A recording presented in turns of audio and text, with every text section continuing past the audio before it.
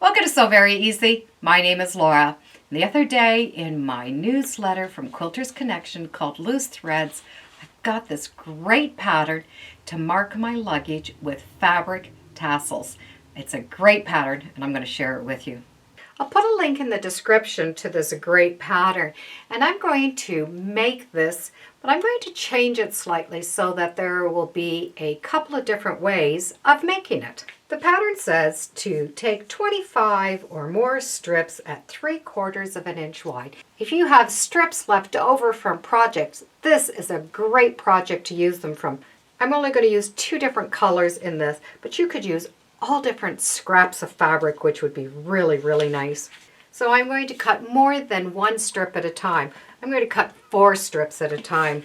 So I'm really not going to measure. I'm just going to keep moving my ruler over and just keep going. So I'm going to have all different size strips.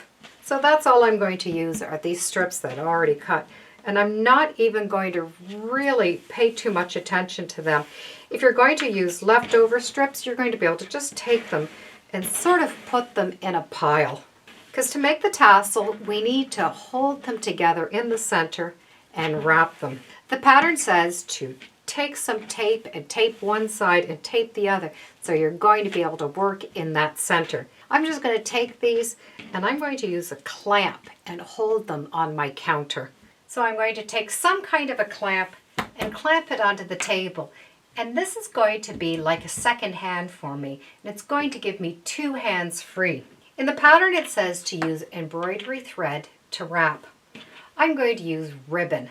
I happen to have some ribbon and it's thicker so I won't have to wrap as much.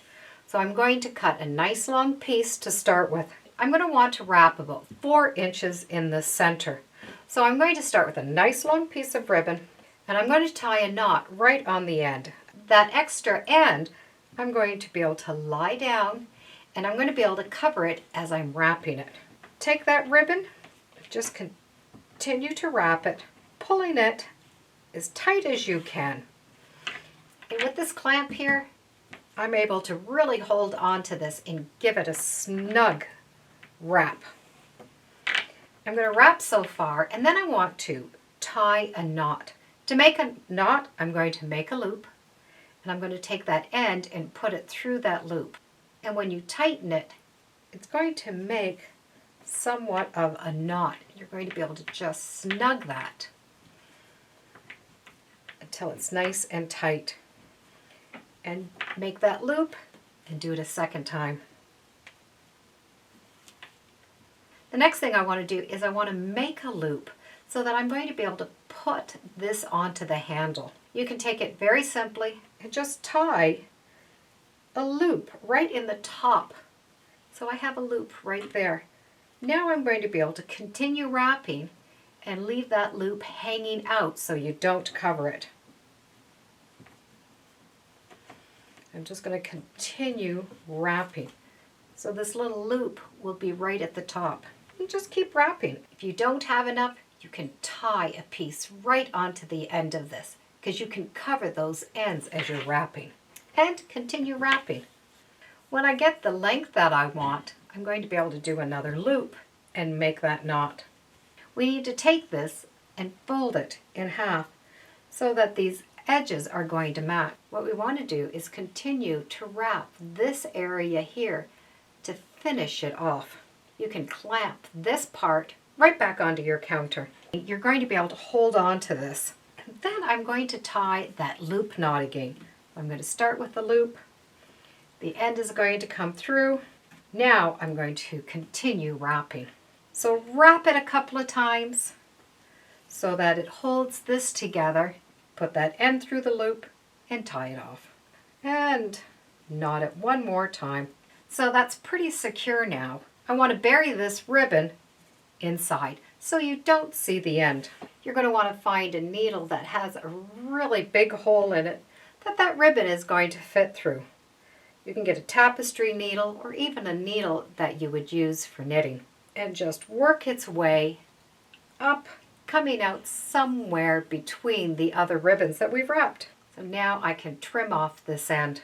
So you have a nice secure loop at the top and a nice finish here. Now I'm going to be able to take this and just trim it so that's all the same size. Now you have a nice identifying tassel for your suitcase. There's one more way to do this. This way is going to be a more permanent way. It's going to stay on the luggage. So we're going to start it here just like we did the other one, but we're going to finish it right on the handle. And I'm not going to stop in the middle. I'm going to wrap that center anywhere between 4 to 5 inches. This area just needs to go around the handle. When you've wrapped as far as you want, you need to tie that in, same way as before.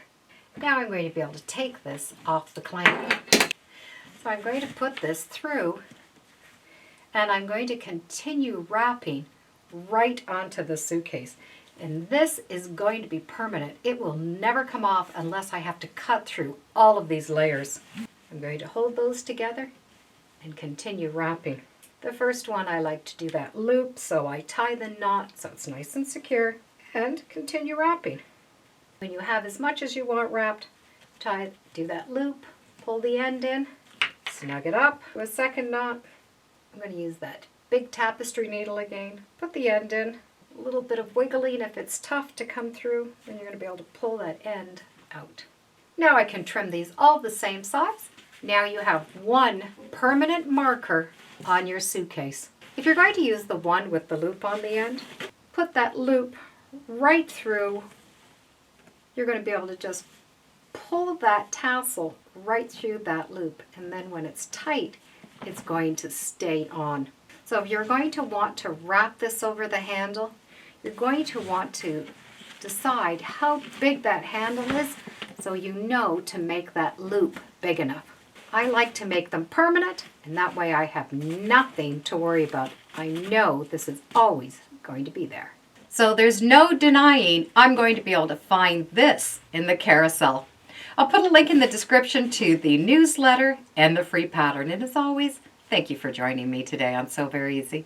Feel free to subscribe, and as always, come on back. Let's see what we're sewing next time in the sewing room. Bye for now.